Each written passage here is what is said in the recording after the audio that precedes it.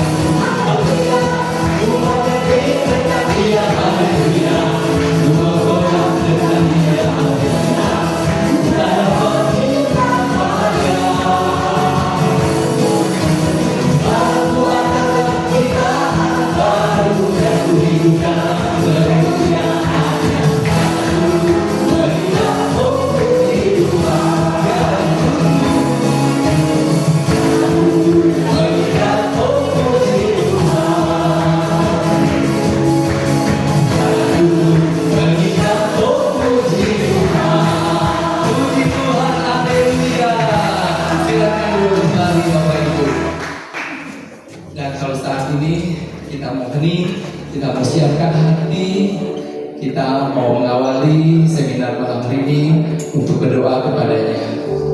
Di dalam nama Bapa dan Putra dan Roh Kudus. Amin. Allah Bapa yang berterang surga, sungguh kami bersyukur Tuhan atas cinta kasih-Mu yang tidak terbatas dan persaudaraan yang Kau tawarkan kepada kami. Kami berdoa, biarlah kami menjadi murid-Mu yang setia dan menjadi saudara bagi semua orang. Bantulah kami, mampukan kami untuk mencintai dan melayani sesama kami dengan penuh kasih, dengan kerendahan hati, seperti Engkau yang terlebih dahulu mencintai dan melayani kami dengan sempurna. Sungguh kasih-Mu begitu besar yang Kau nyatakan dalam hidup kami dan tidak pernah meninggalkan hidup kami. Terima kasih Tuhan, kami mau bersyukur hanya kepada Engkau saja.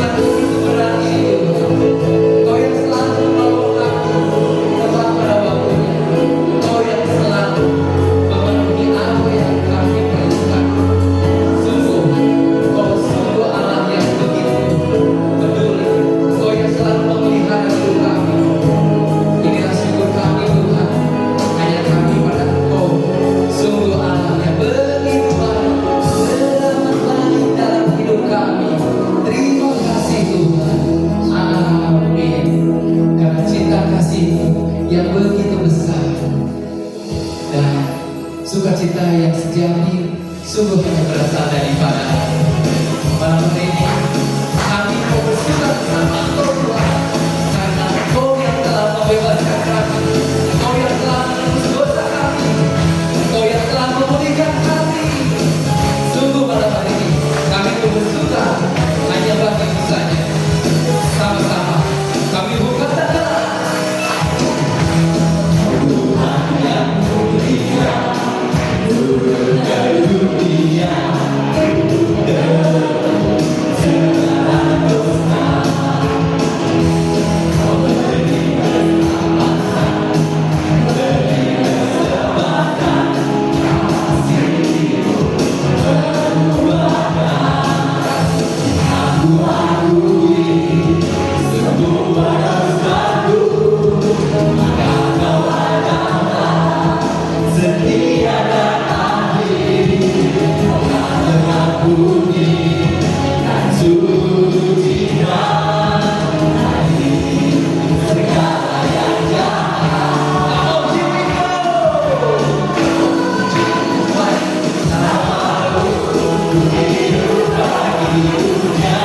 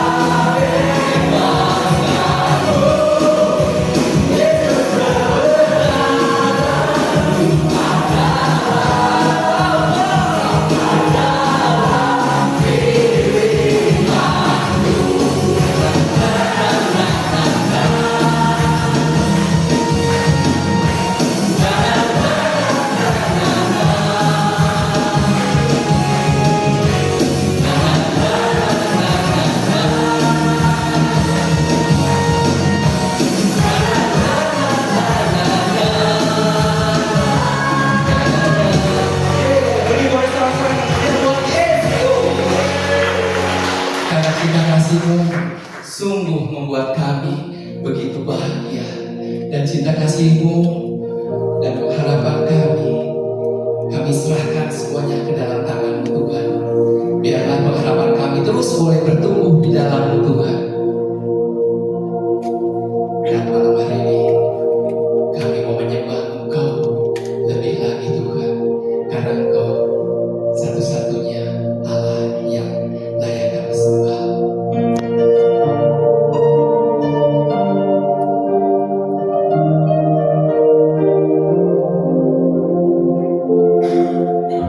Walau dunia berubah,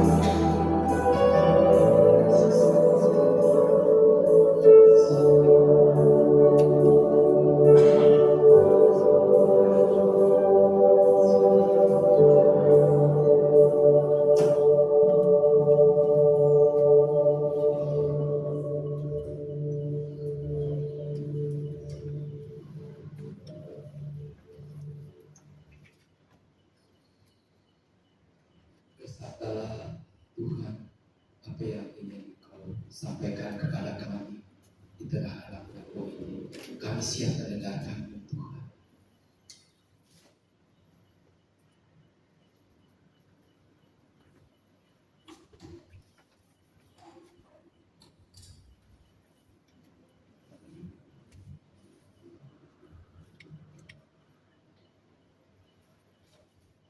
Terima kasih Tuhan atas segala kebaikan, hadirat yang boleh kami rasakan pada malam hari ini dalam seminar sesi yang kedua ini.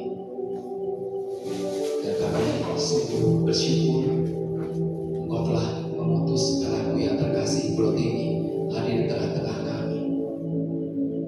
Biarlah firman yang Kau tabur pada malam hari ini, dan biarlah Protini menjadi saluran berkat daripadamu. Kami siap mendengarkan firman yang akan Kau taburkan malam hari ini, untuk kami terus boleh bertumbuh menjadi murid-Mu yang setia. Terima kasih Tuhan. Kemuliaan kepada Bapa, Putra, dan Roh Kudus, seperti pada permulaan, sekarang, selalu, dan sepanjang segala abad. Amin.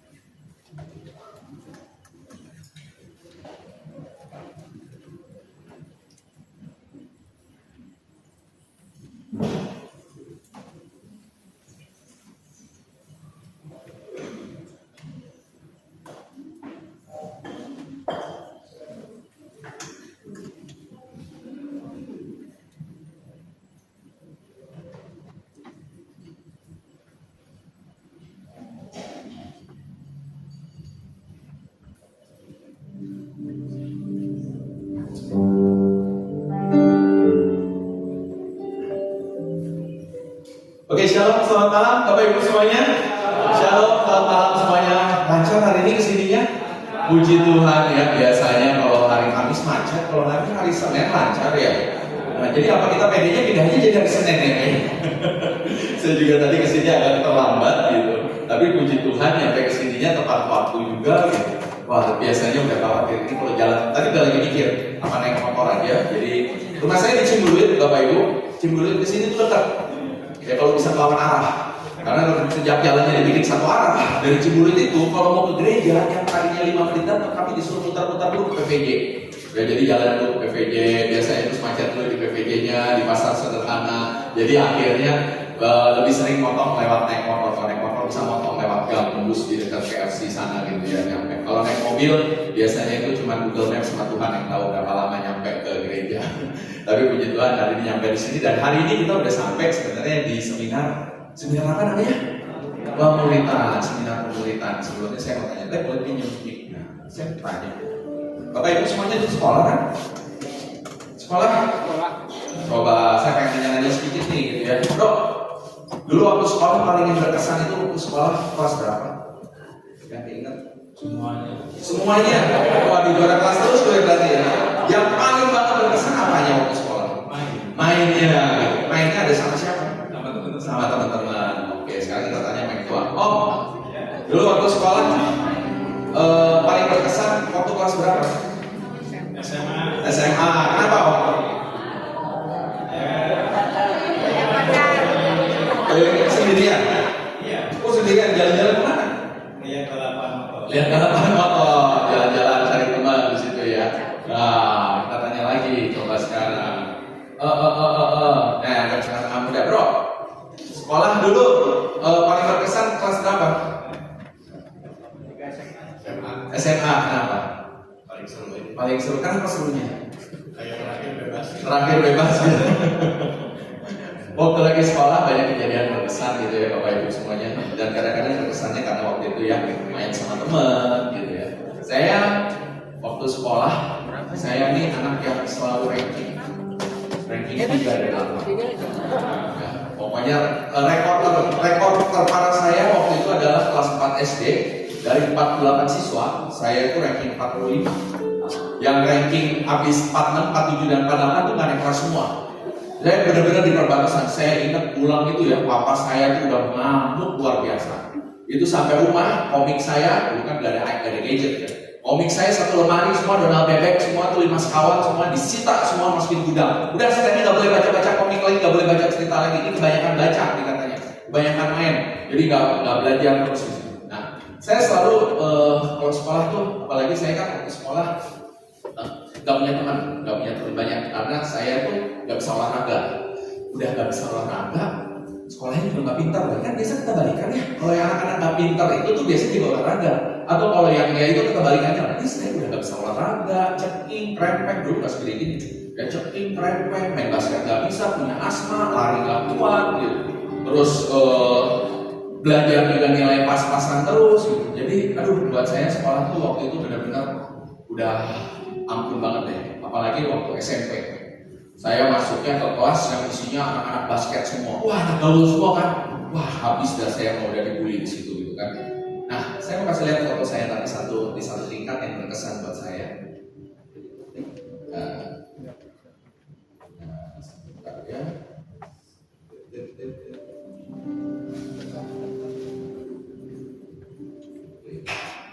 Nah, ini foto saya waktu SMA. Coba tebak-tebak buah manggis kalau bisa nemuin saya ya. Ada saya dan istri saya di situ. Pasti yang dicari langsung si pilih yang mana ya. Ini adalah kalau waktu sekolah buat saya yang paling berkesan buat saya itu adalah waktu kelas 1 SMA. Bukan karena waktu itu ketemu sama jodoh, gitu ya. Dulu kan belum tahu, gitu. Walaupun jalan-jalannya sejak kelas 1. Tapi waktu itu di situ saya baru ngerasain punya teman yang nyambung diajak ngobrol. Saya punya teman yang bisa diajak ngobrol, saya punya teman yang bisa diajak jalan bareng, gitu kan. Kalau lagi prestasi saya pentingan ada yang bilang, ini nggak ada yang dengar, ini semua sibuk nyari nih. Dan akhirnya saya juga kenal sama guru ini, saya kasih aja deh ya kesimpulannya dia. Nah, klik, nah tuh ya posisi saya di situ ya. Nah tuh, si Billy kepotong setengah di situ. Dan satu-satunya tingkat saya waktu sekolah yang nilainya agak mendingan itu cuma di sini doang. Yang rankingnya agak mendingan. Paling nggak bisa masuk ke tengah-tengah lah, rankingnya nggak paling belakang lagi. Gara-gara sama ngomong sama gurunya nyambung. Jadi Bapak Ibu, saudara-saudara terkasih, hari ini saya mau ngomongin bahwa buat jadi murid yang sejati, inilah salah satu yang kita buat. Kita bab 1 kemarin udah belajar bahwa yang namanya jadi murid itu panggil dulu. Ya, kalau nggak dipanggil nggak jadi murid. Anda juga waktu sekolah juga kan dipanggilnya sekolah di sini, sekolah di sini, kuliah di sini, gitu kan.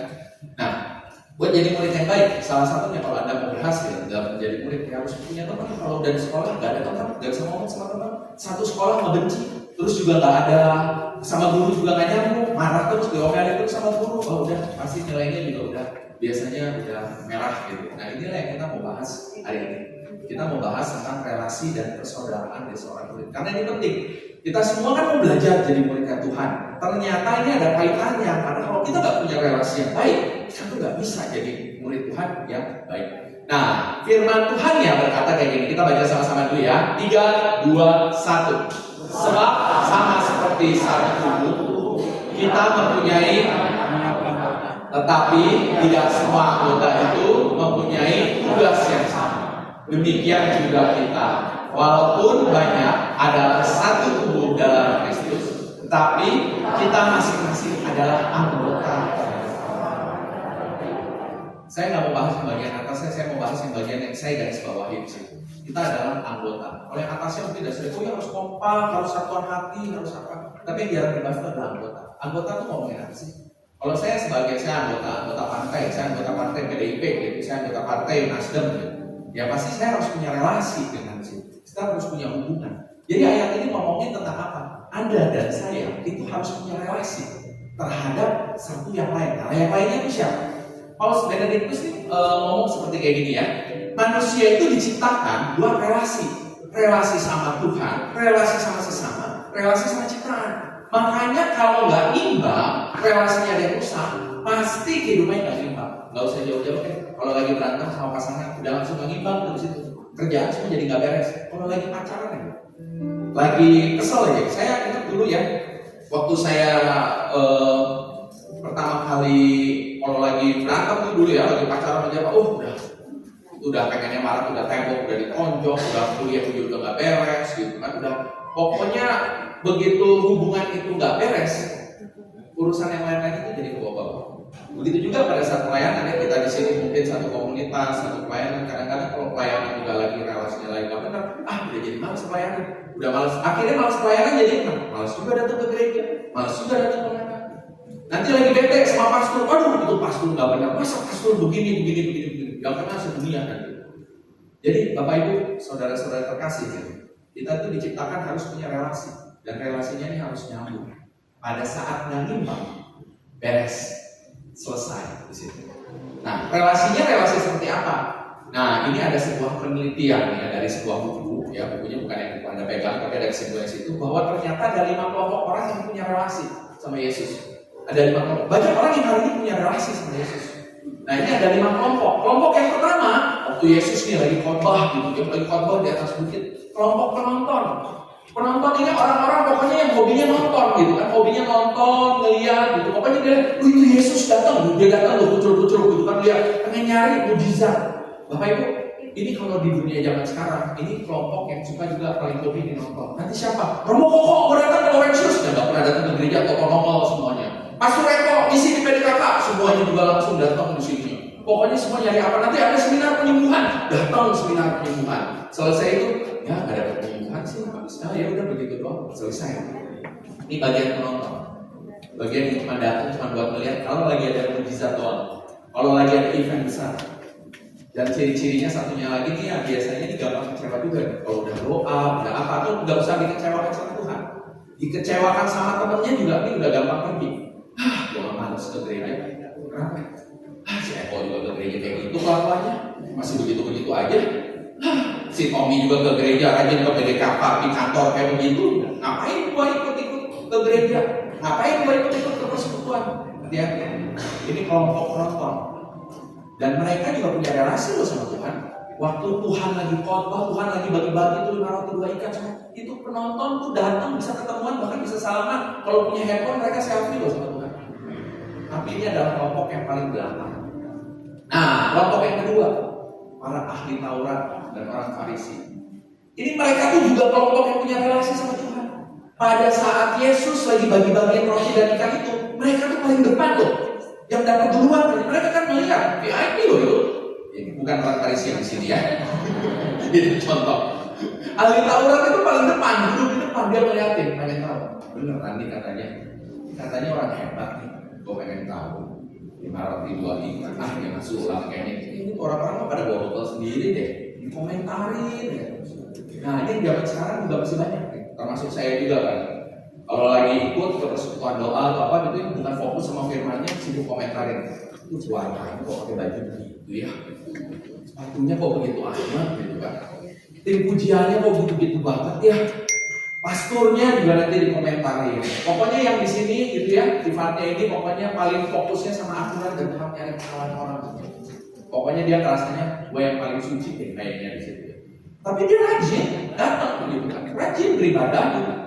Orang ahli Taurat dan orang Farisi ini bukan orang-orang yang tidak beribadah, mereka beribadah. Tapi mereka fokus sama aturan dan sibuk cari kesalahan orang lain. Ini juga punya relasi sama Tuhan. Yang ketiga, 72 murid Yesus. Ya Yesus kan pertama murid-muridnya itu 72 murid itu diutus suruh pergi berdua-dua. Ini juga punya relasi. Mereka tuh merasa dekat. Waduh, gue dapat tugas nih dari Tuhan. Gue harus pergi nih, jalannya gitu. Ini kalau di zaman sekarang juga ada kelompok-kelompok orang-orang kayak waktu saya dulu gitu ya. Diangkat, ini, ayo jadi ini tugas mumet. Kalau lagi tugas mumet datang. Begitu selesai tugas mumet, agak datang. Ini dulunya suruh tugas musik, datang tugas musik. Selesai tugas musik, nggak datang.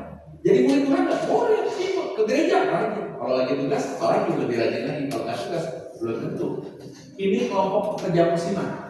Kelompok ini juga biasanya gampang burn out, capek. Jadi kalau udah pelayanan tugas, kayaknya semua beban ke gua ya. semua numpuk ke sini. Kenapa sih sini nggak bisa kerja? Kenapa sih situ nggak bisa kerja? Aduh, semuanya gini lagi. Gua lagi yang kerja. Kelompok 72 murid Yesus. Hati-hati.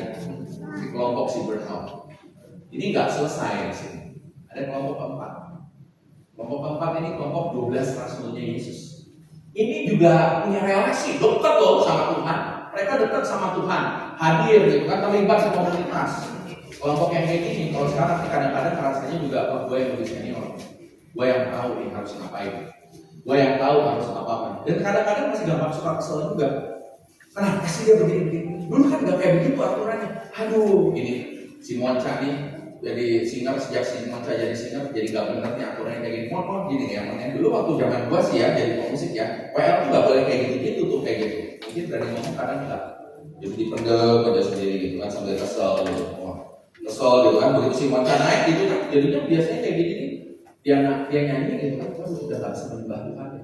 Fokusnya, dia lagi WL-nya. Ya, jangan stop di sini. Tapi jadi 12 murid Yesus kan hebat. Ingat, ada satu loh yang jual Yesus. Hati-hati. Hari ini banyak orang yang jual Tuhan. Termasuk pelayan Tuhan. Saya kemarin habis baru pulang dari Semarang ketemu sama teman yang sekarang dia punya bisnis baru. Bisnis yang jualan Tuhan. Saya nggak mau ceritain detailnya ya. Cuman pokoknya dia menemukan cara bagaimana bisa menjual Tuhan dan menghasilkan ekonomi yang cukup baik. Dan orang ini cukup seorang pelayan yang luar biasa. Kelompok dari 12 murid Yesus. Makanya Tuhan gak mau Anda dan saya stop sampai di sini. Masih ada satu tahapan lagi. Satu tahapan lagi adalah jadilah murid yang 3 itu, yang bisa ngikutin Yesus, dikasih kesempatan sama Yesus, gak cuma sekedar kenal Yesus, tapi masuk inner circle-nya. Petrus, Yohanes, Yakobus. Di saat-saat terakhirnya Yesus, mereka ada. Mereka yang melihat transfigurasinya Yesus, ketemu Yesus, ketemu sama itu nabi-nabi lain dari zaman perjanjian lama atau pada muncul. Mereka ada sih. Mereka ini yang punya keintiman total. Udah gak mikirin lagi masalah gue mau manggung atau enggak. Gak perlu lagi nama gue muncul. Nama saya gak perlu lagi. Kalau lagi penderitaan, lagi ada masalah, lagi kayaknya dizolimi gitu ya di komunitas, dizolimi mungkin di pekerjaan ya nggak apa-apa, dianggapnya saya salibnya dari Tuhan, gue harus jalanin. Ini kelompok yang paling penting, kelompok yang paling dekat. Ini kelompok yang sebenarnya Tuhan mau kita tuh jadi kayak gitu. Coba tadi masih ada yang ingat nama saya siapa? Bro, ingat nama saya siapa tadi? Oh belum kenalan ya, tadi bisa belum sebut ya. Nama saya Timi, siapa nama saya? Timi. Ibu nama saya siapa? Timi itu lebih lengkap ya. Siapa nama saya bro? Sakit ya? Sakit ya? Ibu waktu tadi saya pukul dia, ibu sakit kan? Enggak. Nama saya siapa? Ibu kenal saya, tapi dia sudah merasakan saya cubit. Sakit kan? Nah ini dari cubit ini kerasa.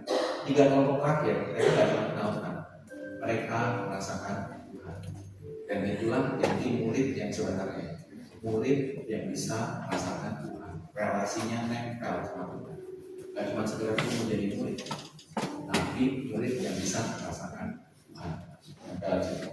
Jadi Bapak Ibu saudara-saudara terkasih, rajin tuh gereja, rajin ekaristik itu belum tentu ngomongin bahwa kita tuh udah pasti jadi murid.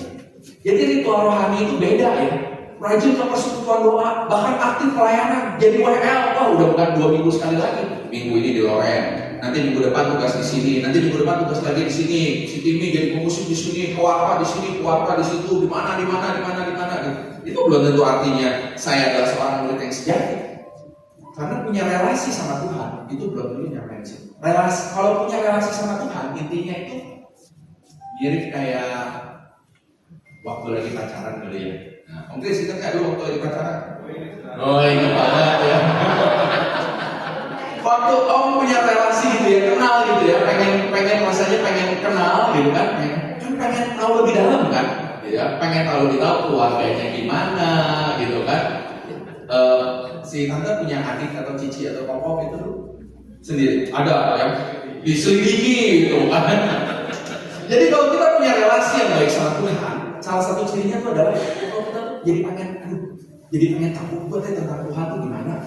jadi rajin berdoa begitu, atau jadi pengen baca kitab suci walaupun nggak ngerti, rajin mendadak ikut seminar, rajin mendadak ikut persekutuan doa, rajin ikut kelompok-kelompok doa lainnya. Nah itu salah satu ciri sebenarnya udah punya relasi di situ. Itu salah satu cirinya. Jadi kalau dimuridkan itu berarti kita tuh udah pada saat kita udah ada kecil buat lari ke sana. Nah kitanya mau nggak buat dibimbing? Karena cuma sekedar tahu doang, itu kayak tebak-tebak buah manggis. Harus supaya ada yang membimbing. Nah Tuhan itu ternyata hadir. Sekarang nggak muncul, nggak kelihatan. Tuhan itu ada di mana? Tuhan itu tetap ada. Kalau kita punya relasi yang baik sama Tuhan, pada akhirnya Anda akan bisa melihat.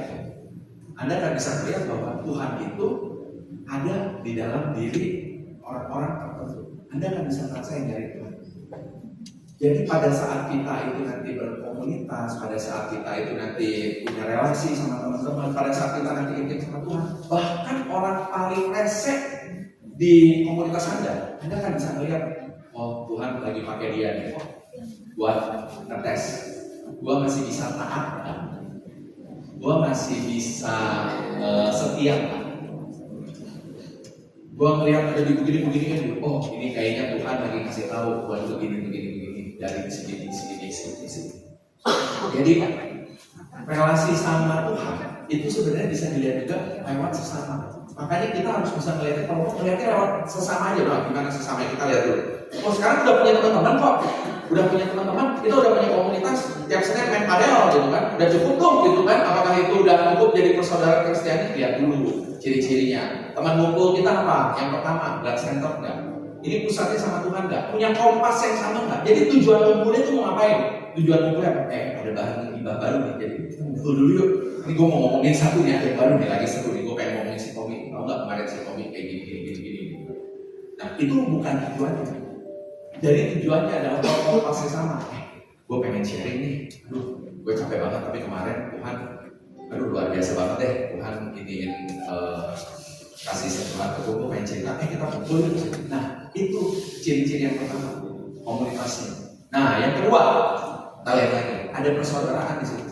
Jadi kalau ada persaudaraan, orang-orangnya di situ bukan cuma orang-orang yang sekedar ngumpul-ngumpul, teman-temannya cuma ngumpul, datang, diam aja. Tapi orang-orangnya itu juga siap kerja. Ada yang sakit, ada yang apa, inisiatif, pengen dibantu. Gak cuma sekedar duduk diam aja. Yang ketiga, partisipatif. Jadi kalau kita udah punya relasi sama sesama, Tuhan kan bilang dia juga ada di dalam diri. 2-3 orang berkumpul, di situ aku hadir. Nah, jadi yang Tuhan mau pada saat kita tuh jadi seorang murid, menjalin relasi sama sesama. Jangan cuma diem aja. Jangan cuma udah gue duduk jadi peserta. Saya ikut misa. Ini saja makanya di kita untuk partisipatif. Saya main nanti datang ikut misa duduk. Lagunya kagak ngerti, udah diem aja, siapa suruh lagunya bikin susah-susah. Siapa suruh masuk diganti-ganti lagi. Jadi umat Tuhan yang Tuhan mau adalah harus partisipatif. Kalau sekarang urusan nyanyi aja nggak mau ikut nyanyi di masa apalagi di depan begitu juga. Dicari volunteer, siapa yang bisa bantu jagain gereja, apalagi ini mau pasang lift, butuh orang yang buat jagain ini tentang malam, tukangnya pas datang boro-boro. Jadi nggak cuma sekedar jadi orang pasif doang, tapi mau beneran meluangkan waktu. Ingat, meluangkan waktu. Saya ralat, bukan meluangkan waktu, menciptakan waktu. Karena mau meluangkan waktu, artinya Anda dan saya itu biasanya kita tuh pakai waktu sisa. Oh pelayanan, gue sibuk ini, gue lagi sibuk ini, maaf ya, lagi nggak bisa tugas ujian dulu, soalnya gue orang ini kesibukannya. Ini pertemuan lingkungan, gue sibuk, jadi nggak sekedar itu namanya waktu sisa. Tapi kalau memang benar-benar kita menjalin relasi sama Tuhan, kalau Anda sudah dikasih tugas, ataupun Anda sudah menjadi bagian dari sebuah relasi terhadap sesama dalam kelompok Kristiani, jangan pakai waktu sisa, tapi ciptakan waktu. Ini yang berat memang, buat saya juga berat, tapi itu yang Tuhan mau.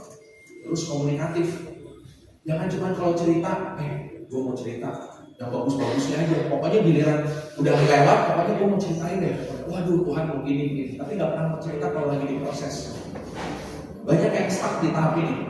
Jadi dia kumpul di komunitas, cuma pengen cerita kalau masalahnya udah lewat. Tapi kalau masalahnya lagi ada, nggak mau.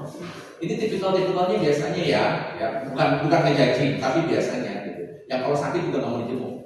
Ya. Dan ini nggak ngomongin kalau sakitnya, yang bahaya itu kan sakit di luar. Ada beberapa sakit di fisik memang tidak boleh dijenguk. Yang saya omongin sekarang sakit di pikiran.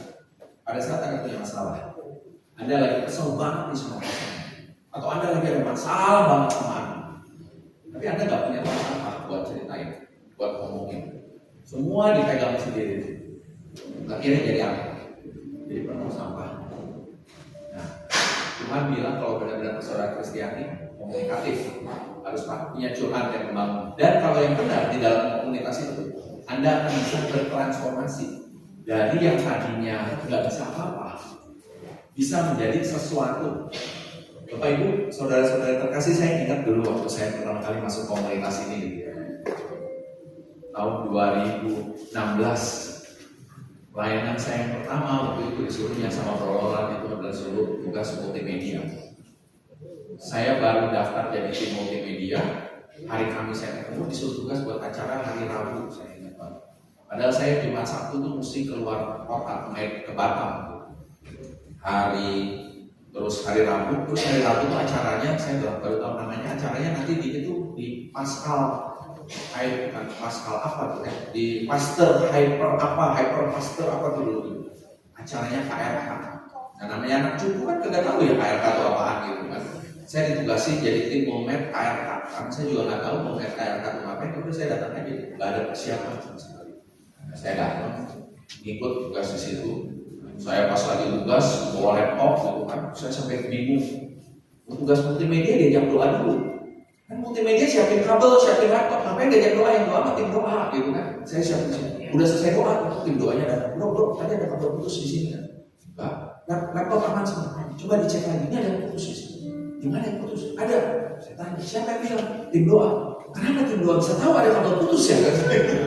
Saya nggak ngerti kan, namanya anak cukup. Terus ya begitu acara berjalan, saya baru tahu itu adalah salah satu pengalaman teman saya yang saya nggak pernah lupakan. Itu KRK-nya waktu itu sama Jun Anton, dan waktu lagi KRK tengah-tengah pencurahan itu ada suara dah meledak di belakang, dah lampu mati semuanya, videotron semuanya mati, TV di ruang Momet tiga layar mati semuanya. Cuma laptop saya yang hidup sendirian karena pakai baterai. Itu tahun 2016, itu TV 42 inch harganya bukan 3 juta kayak sekarang. 3 biji 7 volt semuanya. Meledak, tunggu berapa menit kemudian baru nyala. Akhirnya saya bisa nyambungin lagi, dan video pun ternyata juga masih nyala. Belakangan kami baru tahu bahwa ternyata yang masalah itu kabel di dekat drum atau kabel yang korslet atau apa, dan itu merusak jalur semuanya, jadi bikin gangguan di situ. Di situ saya baru tahu gitu kan, tentang apa itu KRK. Bahwa KRK itu adalah sebuah peran rohani. Saya belajar gak cuma sekedar jadi tim multimedia aja, tapi saya belajar buat jadi tim multimedia yang mau sebelum tugas itu mau berdoa dulu. Tadinya sedikit itu gak pernah berdoa. Dulu saya ingat soalnya pas lagi camp juga ya, lagi camp Catholic Family Ministry, saya disuruh lagi tugas. Ini biasa kalau namanya tim multimedia itu ya, tim ujian datang jam 7, kami kan jam 5 pagi udah datang. Siapin laptop semuanya. Begitu tim ujian datang, itu laptop mati semua loh. Bingung gak ngerti kenapa. Udah mati, error, gak nyala. Wah udah sampai panik, ini ngebetulnya gimana. Terus seniornya datang, tim multimedia ini. Yuk, ikut dulu sini, doa dulu. Ini mati. Nanti udah dibetulin, udah, tapi masih mati. Udah doa dulu. Nanti ininya gimana? Udah doa dulu. Terus kami berdoa, doain komputernya. Komputer didoain kata saya. Orang didoain ya, terus komputer didoain taruhannya di atas komputer, biar nyala. Doain. Dan kami berdoa. Udah pasrah kan, udah nggak tahu. Udah 1 jam kan, kopet-kopet nggak bisa hidup kan. Kemudian kita doain aja, kita serahin ke Tuhan. Itu otak logikanya si tim itu bergumul itu, mendoain kayak beginian gitu kan. Doain. Udah habis doain. Bisa selesai, udah nyalain aja. Itu begitu dinyalain Bapak Ibu, saya nggak pernah lupa. Nyambung, set kayak nggak ada apa-apa aja di situ. Bapak Ibu, di situ saya baru percaya namanya iman segede biji sesawi. Waduh, iman saya lebih kecil lagi dari biji sesawi. Pas awalnya saya nggak percaya, tapi Tuhan punya rencana dan banyak hal-hal baru yang saya pelajari. Si Timmy itu mulai berubah, walaupun masih jauh dari kudus, masih jauh dari suci, masih parah. Tapi paling enggak, kalau tugas multimedia dulu, ya udah mulai belajar berdoa. Akhirnya saya juga mulai sebelum belajar jadi tim musik, Saya disuruh jadi pemain musik, jadi keyboard, terus saya disuruh belajar buat jadi pewarna. Bapak Ibu, buat saya jadi pewarna ini paling berat. Karena tadi saya sudah ceritain waktu SMA, biar foto saya juga kering, kurus kering, kacamata tebal. Saya tuh orang introvert. Saya tuh nggak bisa ngomong depan umum, apalagi ketemu orang banyak. Buat saya itu saya bisa ngeblank, nggak tahu harus ngomong apa gitu kan. Bahkan bisa sampai udah kayak pengen ngompor rasanya ngomong sampai di depan. Tapi lewat komunikasi, lewat relasi dan hubungan dari teman-teman, pelan-pelan si Timi yang pemalu itu berubah jadi malu-maluin, berani ngomong di depannya. Saya pernah dulu waktu itu, saya ingat banget, mungkin di sini masih ingat, pas lagi tugas musik, saya disuruh main musik sambil ngiringin orang ke main alat musik Cina tuh ngapain tuh. Pokoknya udah latihan di sana 2 lagu nyambung. Lagu pertama aman, lagu kedua saya main ting, dia main tong, saya main teng, dia main tung, gak ketemu nada dasar sampai akhirnya batal main. Jadi udah gak tau main gimana, udah diam. Tahu apa yang dilakukan oleh para ini sesama ini pengurus? Mereka tepuk tangan dan kami turun. Pas sudah selesai saya ingin disamperin sama Tante Lucy, Mama gitu. Timi, terima kasih ya, pelayanannya bagus banget tadi gitu. Aduh Timi, terima kasih ya, aduh bagus banget gitu kan. Timi, terima kasih, bagus. Pokoknya nggak ada semuanya yang bilang si Timi mainnya jelek gitu. Selalu didukung. Transformatif. Saya bersyukur punya teman-teman di sini yang mendukung. Bareng sama keluarga saya juga ada di sini, sehingga kami bisa merasakan bagaimana relasi sebuah komunitas. Walaupun saya nggak bilang kondisinya ada baik terus ya, berantem juga ada. Ya, benar pengurus? Oh, ngangguk-ngangguk. Ada yang berantem? Ada. Ada yang suka marah? Ada juga. Namanya keluarga berantem itu normal. Ya, ada gitu ya. Ada yang suka kesel sama yang lain? Ada. Sekarang gue tanya nih, ada yang suka kesel nggak sama bapaknya dulu? Ada. Kesel sama mamanya? Pasti. Kesel sama dedeknya? Kesel. Nah, itu namanya keluarga. Jadi kalau Anda udah mulai kesel satu sama lain, artinya itu keluarga. Nah, teman-teman, gereja itu adalah persaudaraan yang sejati. Karena Tuhan, saya bilang satu fakta, Yesus nggak pernah bikin Alkitab. Yesus nggak pernah membuat Alkitab, tapi Yesus bikin gereja. Alkitab itu bukan tulisannya Yesus, tapi Yesus mendirikan gereja. Dia nggak bikin Alkitab. Alkitab itu dari inspirasi dari Roh Kudus, bukan Yesus yang rajin tulisin satu-satu, tapi dia bikin. Petrus di atas batu karang ini, Petrus kan batu karang di atas kayu ini akan mendirikan gereja. Nah, makanya di gereja kita bisa lihat dari teladan gereja perdana ya, orang-orang yang ikut Yesus itu pertama Petrus sama teman-temannya. Apa yang mereka lakukan? Ngumpul, saling menguatkan, saling nolongin, berdoa bersama, ngumpul bersama. Suka berantem nggak?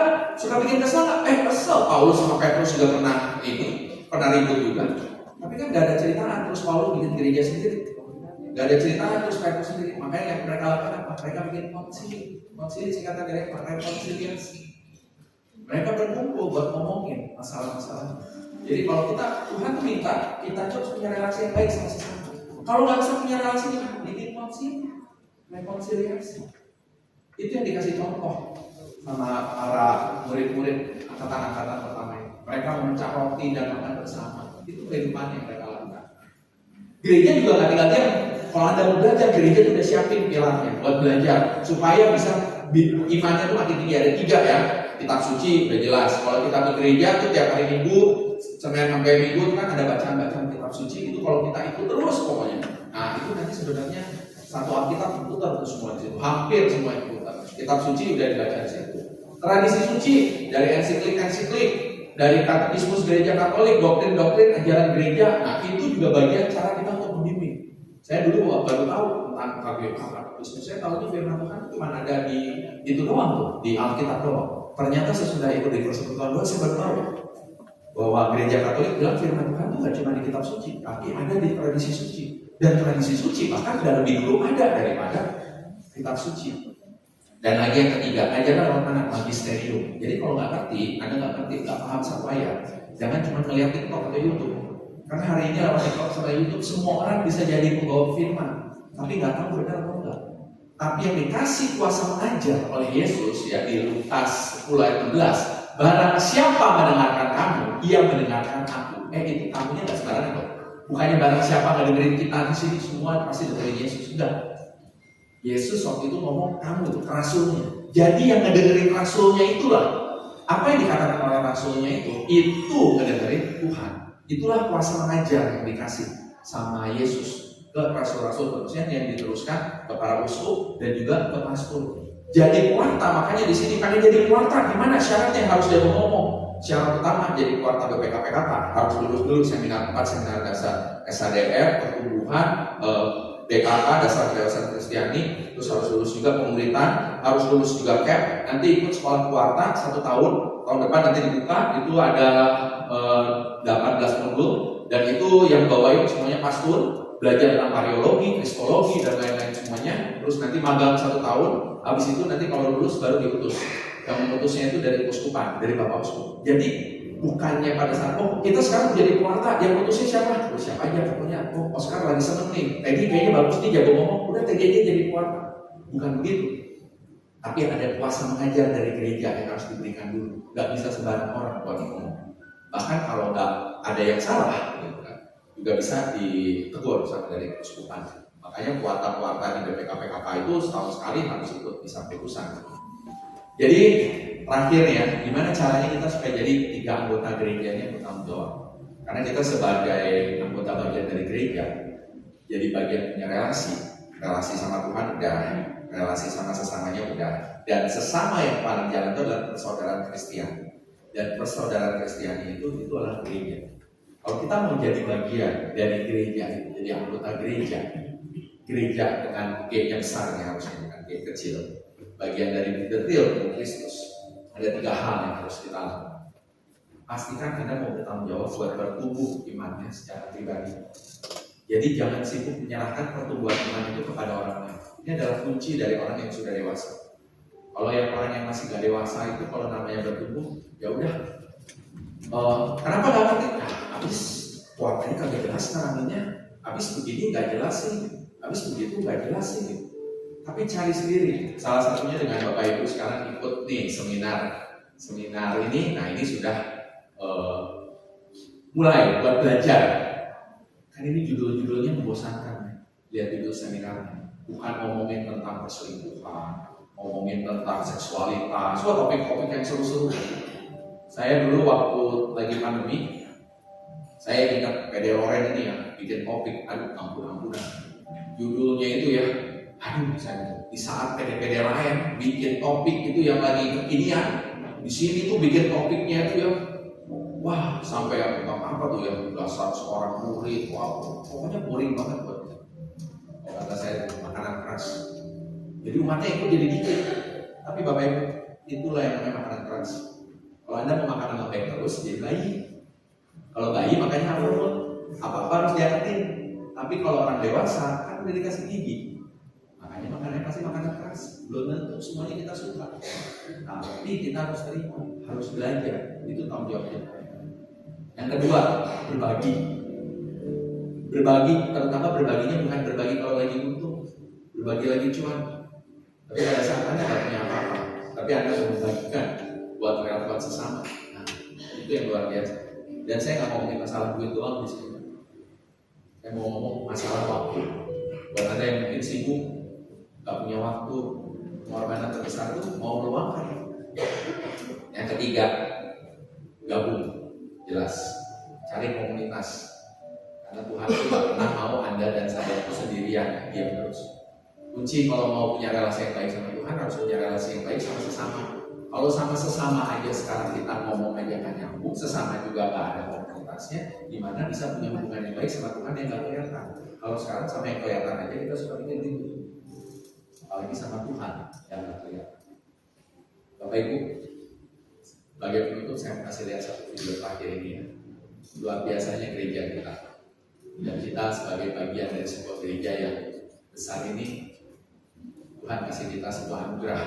Komunitas Kristiani itu adalah rahmat dari Tuhan, hadiah buat Anda dan saya. Kalian ya.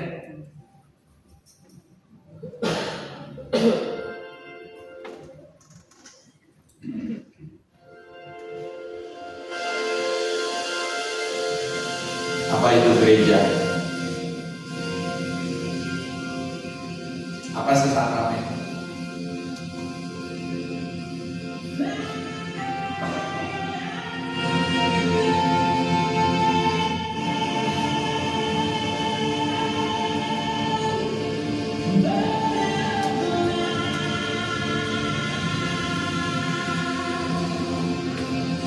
Kita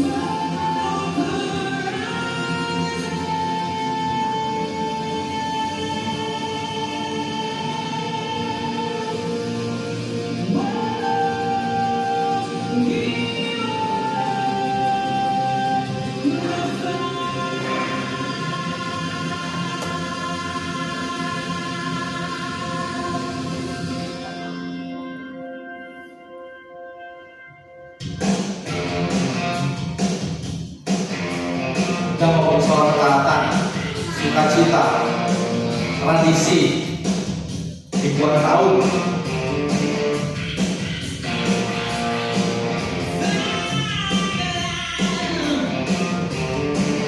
Iman, pengharapan, kasih.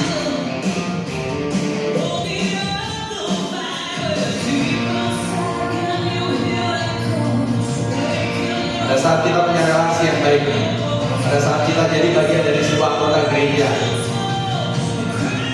kita jadi bagian dari sini, kita diampuni,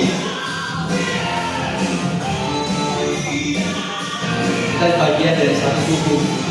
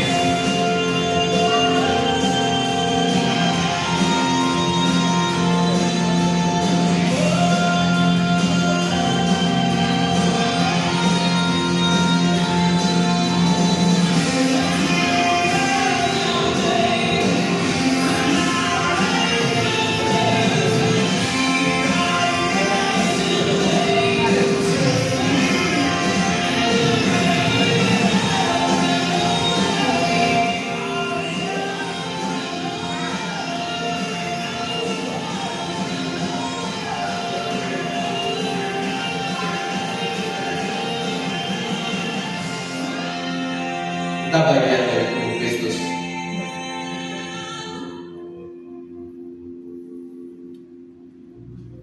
Bapak Ibu, saudara-saudara terkasih, saya mau cerita sedikit. Waktu kemarin, sebulan kemarin, relasi saya sama Tuhan kayak lagi baik-baik aja, kayak lagi normal. Satu kejadian yang cukup seru pas saya sama istri saya. Mas berapa di sini mungkin kemarin udah sempat tahu juga ya. Kami lagi tidur waktu itu. Anak kami yang paling gede itu lagi datang dari luar negeri habis kuliah, kita lagi liburan sini. Jam 4 pagi kami ditelepon. Coba bayangin kalau dapat telepon jam 4 pagi dari anaknya. Kira-kira apa yang dirasakan? Cuma nanya, "Papa dari mana?" Terus saya tahu angkat teleponnya. Dia bilang cuma satu, "Pak, Koko tabrakan." Saya di Bandung, dia lagi di Jakarta. Saya waktu itu, tapi nggak apa-apa, nggak apa-apa. Cuman mobilnya sekarang jogrok di tengah jalan. Jogrok gimana? Pecah ban dua sebelah kanan semua. Terus dia kasih lihat di video cam kan, pas lagi lihat. Waduh, bener, pecah ban dua. Jam 4 pagi di Jalan Pramuka di Jakarta. Saya udah lagi mikir, gimana memberesinnya ya? Mobil pecah, satu ban pecah aja dia belum tentu bisa gantinya. Ya kan belum pernah ganti ban, ini pecah dua, mesti gimana?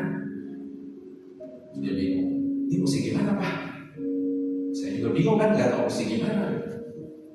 Terus akhirnya saya cuma kepikiran, ya saya hari Jumat saya belum tidur di jam segini. Dia tinggal di Jakarta. Saya telepon dia, puji Tuhan bener. Gitu. diangkat, dia belum tidur, terus akhirnya saya terus minta tolong itu si Kopi kecelakaan, bisa tolong liatin nggak bisa. Terus dia, oh iya, aku jalan ke sana gitu kan. Sambil balik saya juga agak bingung sebenarnya Bapak Ibu. Kenapa? Karena ya dia datang ke sana juga saya nggak tahu ngapain ya. Gitu kan. Bannya pecah dua, jam 4 pagi tukang ban belum ada yang buka, cuman ada yang datang dulu menit. Nah, akhirnya dia berangkat. Saya sambil temenin anak saya di telepon karena dia udah ketakutan itu daerahnya ada serem, ada beberapa preman yang mondar mandir nanya ada apa gitu. Enggak ada apa. Terus akhirnya ipar saya nyampe, saya bilang, oh bagus sudah datang. Kalau kedagingan saya bilang, ya udah speakerphone sini biar papa kasih tahu, papa tahu jadi mau diapain saya masih mau. Saya tuh rada tenang. Kenapa? Soalnya adik ipar saya ini nggak bisa ganti ban. Jadi saya mengirim orang yang juga sama-sama nggak bisa. Dia tuh ganti lampu aja nyuruh orang. Ini sekarang saya ngirim gitu. Aduh, saya udah nggak tahu lagi gimana. Kedagingan saya ngomong gitu. Tapi kayak waktu itu cuma dibilangnya udah harus berserah doang aja. Ada sebuah firman yang itu baru dibawakan di komunitas waktu itu ngomongin tentang berserah yang setiap masalah. Akhirnya bilang ya udah, tapi tolong dengerin aja mau aku bilang apa. Terus gitu. Saya tutup teleponnya. Terus saya kan nanya, gimana? Jadi gimana? Saya cuma ambil rosario. Saya bilang, udah kita nggak bisa ngapain, doa aja. Kami berdoa. Rosario ya akhirnya jam 4 pagi. 20 menit gitu kan. Jadi sambil kepikiran, jadi bukan orang suci. Rosario juga kami pikir, handphone gimana nih gitu kan. Terus waktu pas sudah selesai rosario, saya lihat handphone ada notif ting gitu kan. Wah, udah jalan nih menuju rumah. Terus saya bingung, kok bisa ya kata saya gitu kan. Terus akhirnya dia nyampe rumah, terus baru saya telepon. Ya, memang puji Tuhan, si omnya itu nggak bisa ganti ban. Tapi dia kenal orang yang bisa ganti ban, teman gerejanya. Jadi itu dia panggil teman gerejanya itu punya bengkel. Nah dia datang bawa lengkap sama dongkrak buaya dan tukang. 20 menit gue ban ganti. Terus saya tanya, bannya satu lagi pakai apa? Kata saya. Si omnya itu kan datang bawa naik mobil HRV. Itu ukuran mobil HRV sama mobil Alphas, bannya size-nya sama, bukan ban serep. Jadi ban serepnya 2 mobil lagi pakai buat betulin si mobil. Puji Tuhan jalan. Dan pagi itu saya bilang ya udah, saya mau ke Jakarta sekarang. Lihat kondisi mobilnya gimana? Soalnya katanya itu asnya bengkok. Jadi mobilnya juga jalannya itu mobilnya udah sambil bengkok sih. Saya cuma bilang waktu itu pas lagi jalan, saya WA beberapa teman komunitas di sini. Tolong doain ya, saya lagi OTW ke Jakarta. Anak saya kecelakaan, tapi nggak kenapa-napa sih. Cuma mobil katanya ada bengkok sedikit. Saya mau cari Tuhan, kita Tuhannya nggak kelihatan. Dan saya cuma belajar satu hal gitu. Buat saya sendiri walaupun saya juga masih ragu gitu ya, tapi nggak ada lagi yang bisa buat diajak. Selain saya cuma minta tolong doain ya. Jadi saya minta tolong sama teman-teman di persekutuan doa, tolong doain. Saya tahu mereka juga bisa kontak, nggak bisa ngirim ban, nggak bisa ganti as, tapi doanya itu pasti luar biasa. Dan itu aja yang saya minta. Ketika saya nyampe Jakarta, saya lihat, terus mobilnya saya lihat, oh benar bengkok.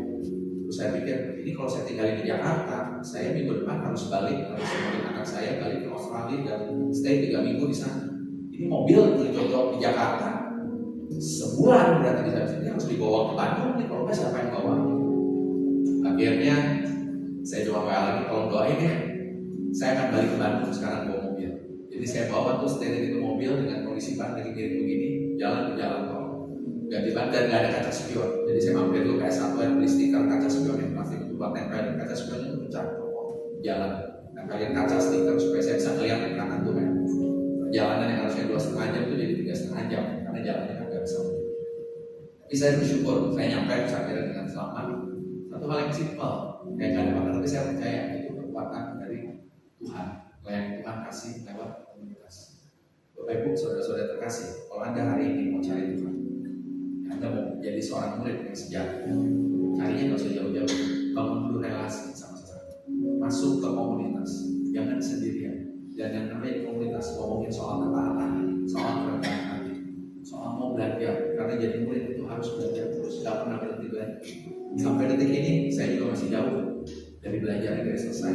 Saya masih ikut banyak kelas-kelas semua. Kemarin lagi ikut sama Bro Dodi, ikut kelas buat tentang ini yang sukses. Nanti besok ada ikut lagi kelas lagi belajar. Karena jadi murid Tuhan udah pernah selesai. SMA mungkin selesai berapa puluh tahun yang lalu. Tapi di perjalanan jadi murid Tuhan itu baru akan selamanya selama masih ada di dunia. Dan kunci satu, kalau Anda mau setia ya, bersyukur aja terus. Karena Tuhan itu gak akan tinggalin. Tuhan itu akan selalu ada, tapi orang-orang di sekeliling. Dan saya mau ajak Bapak Ibu semuanya, kita tutup sesi malam hari ini dengan sebuah doa. Saya mau ajak Anda semuanya. Kita mau berdoa, kita mau ucap syukur. Karena Tuhan tidak pernah mana-mana. Tuhan selalu sertai Anda. Mungkin hari ini ada yang datang ke sini diajak sama temannya. Ada yang datang ke sini juga cuma sekedar nggak tahu ini acara ngapain. Tapi saya bilang gak ada kebetulan, dan gak kebetulan juga saya sama istri saya 9 tahun yang lalu diundang buat membangun relasi di komunitas itu, dan kami bertumbuh masih jauh tumbuhnya. Jadi saya lihat banyak sekali perubahan-perubahan yang terjadi dalam hidup kami. Kemarin pada ikut misa Paskah, satu Paskah. Kalau lagi satu Paskah itu ya, misalnya lama banget kan, itu bacanya ada 5. Dulu sebelumnya tuh saya kalau lagi ikut satu Paskah itu ya, aduh baca banyak banget ya, gak kelar-kelar. Tapi satu Paskah kemarin, itu saya ikut misa itu biasanya udah ngantuk-ngantuk dan tidur-tidur. Itu saya enjoy sekali ikut misa kali itu. Terutama waktu lagi ada, dulu saya paling kesal kalau ada pembaptisan, bikin lama. Apalagi tuh saya tahu, oh ini yang dibaptis banyak banget lagi gitu kan. Tapi kemarin pas ada pembaptisan, saya tuh sebenarnya udah matanya berkaca-kaca. Tahu kenapa? Karena saya ingat 8 tahun yang lalu istri saya tuh dibaptis. Jadi waktu kami mulai masuk ke komunitas, masuk ke sini, saya Katolik, tapi 25 tahun tinggalin gereja. Dia tuh bahkan belum jadi Katolik. Dia bukan seorang Katolik. 1 tahun dia dimuridkan di sini. Saya nggak pernah ngajak. Untuk dia daftar sendiri jadi katekumen. Sekolah lagi 1 tahun. Terus akhirnya lulus jadi katekumen. Dibaptis tahun 2017 atau 2018. Dan kemarin waktu lagi pembaptisan, saya duduk di depan. Buat saya dejavu melihat yang dibaptis itu. Saya ingat 9 tahun lalu itu istri saya dibaptis di situ. Tapi yang bikin saya itu melihat Tuhan itu luar biasanya melakukan pemuritan pada kami. Istri saya ada di depan juga saat itu pas pembaptisan. Bukan dibaptis 2 kali, tapi dia ngantar masalah dampak anak baptisnya. Yang hari itu dibaptis sudah dia mendampingin jadi pendamping katekumen selama 1 tahun. Saya tahu istri saya juga suka gitu Tuhan. Dia tuh bukan tipe ekstrovert, senang cari teman atau apa semuanya. Dia juga bukan tipe yang senang belajar agama. Saya juga tahu dia tuh sibuk banget sebenarnya. Tapi saya lihat itu bagian dari karya Tuhan. Tuhan begitu baik sama keluarga kami. Saya yang orangnya udah berdudalin 25 tahun tinggal di gereja. Tuhan panggil lagi dan Tuhan masih memakai saya. Tuhan muridkan saya, Tuhan muridkan istri saya. Dan saya percaya Tuhan juga punya rencana buat Bapak Ibu semua. Seminar kedua ini Bapak Ibu akan mulai belajar dan menjadi seorang. Jangan berhenti. Karena jadi murid artinya Anda akan punya keintiman sama Tuhan. Dan buat supaya bisa setia terus jadi murid, kuncinya adalah selalu bersyukur. Saya mau ajak Anda baca kata-kata ini baik-baik. Ini adalah sebuah lagu. Tapi kalau saya waktu itu dengerin lagu ini bikin saya benar-benar bisa buat ngerasain ternyata Tuhan itu benar gak pernah kemana-mana. Saya gak pernah lihat Tuhan, tapi ternyata Tuhan selalu ada. Jadi kita katakan doa ini lewat pujian dan katakan dari hati ke hati yang paling dalam.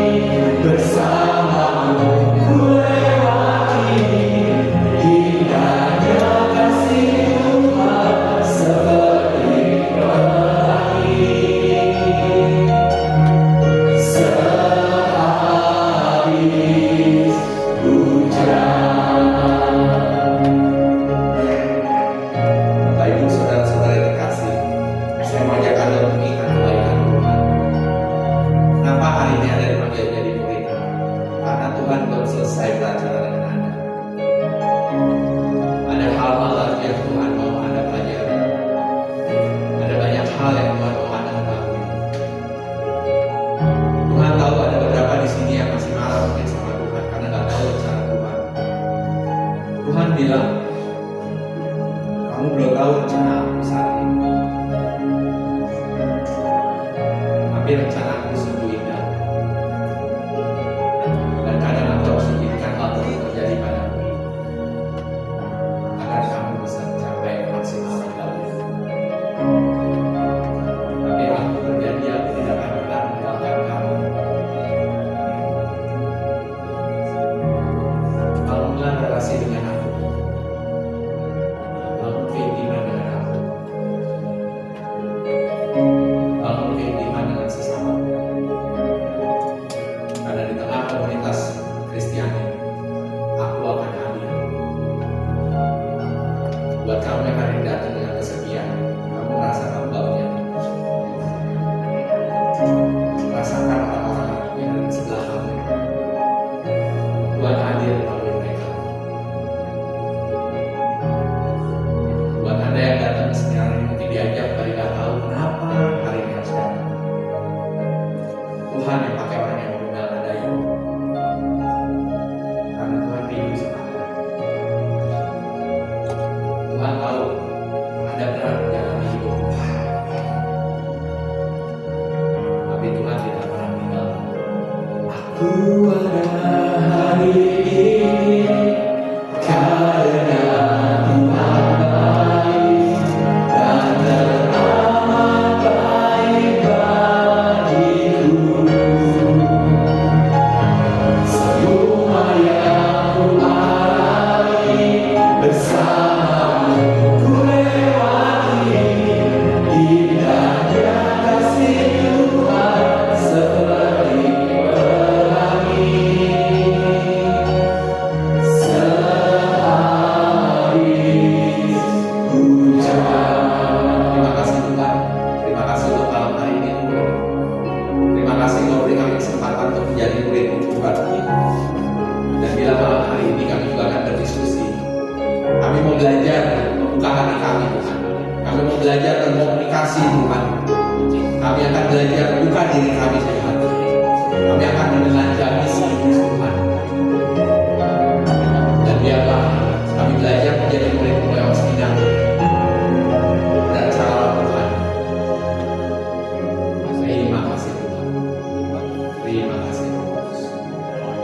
Kami serahkan semuanya dalam tangan penyertaan Bapa, karena Kau lah Tuhan dan Tuhan.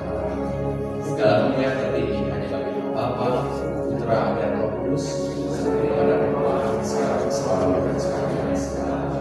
Amin. Tuhan Yesus memberkati kita semua.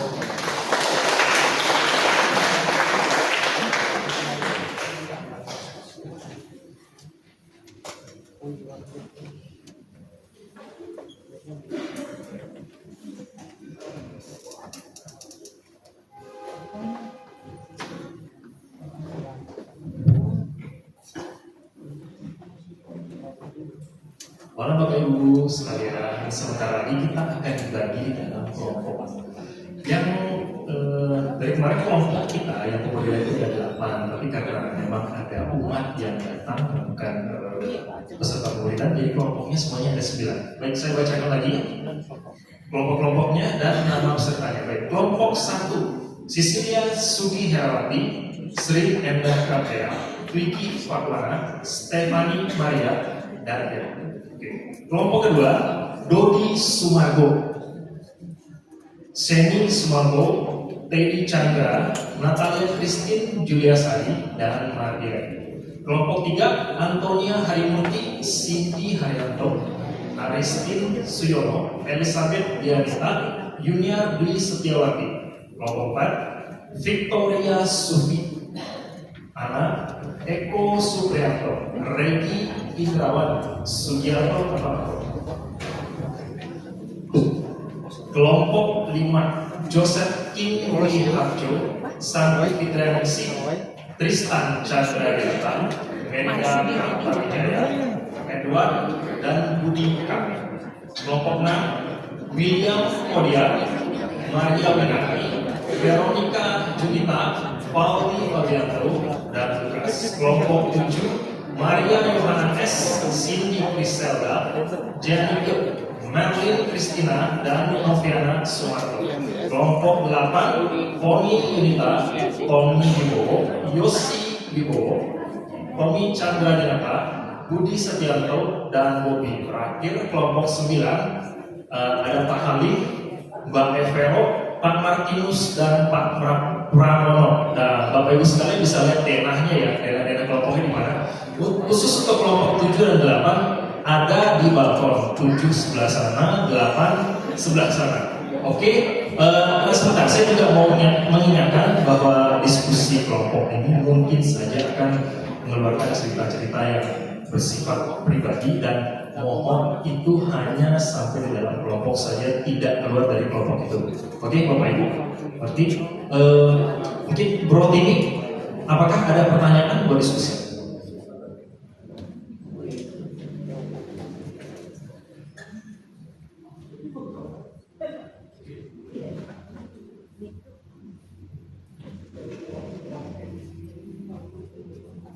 Bapak Ibu, kembali saya infokan bahwa nanti pada saat kita diskusi, makanan akan diberikan dalam kelompok.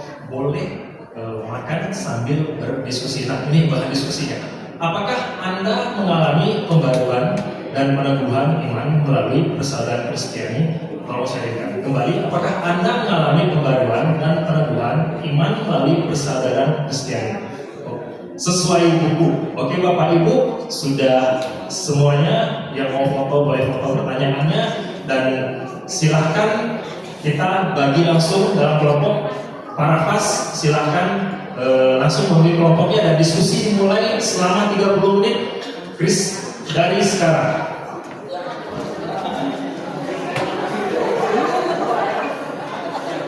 Chris, denah kelompoknya boleh tampilkan lagi sambil countdown waktunya.